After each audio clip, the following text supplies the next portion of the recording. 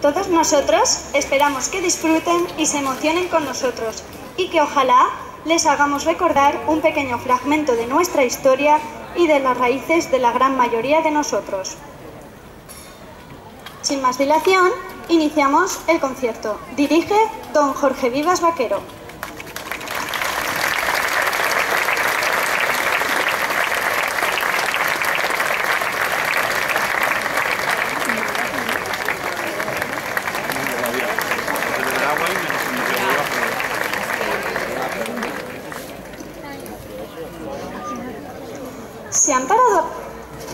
¿Se han parado a pensar en la hermosura de las rondas por las estrechas calles de rincones tan hermosos de Aragón como Albarracín, Rubielos de Mora o Cantavieja en la provincia de Teruel? ¿O por Daroca, Tarazona o Sos del Rey Católico en la provincia zaragozana? ¿Y por los ostenses pueblos de Aínsa, Benasque o Alquézar? ¿Cómo creen que puede sonar la ronda y la jota una noche de verano en Calatayud?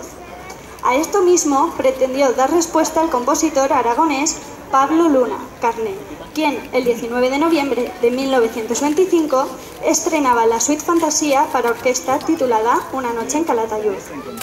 Les invito a disfrutar de esta composición que nos transportará a los rincones monumentales y a las estrechas calles repletas de encanto de la ciudad bilbilitana. Con ustedes, una obra maestra de Pablo Luna, Una noche en Calatayud.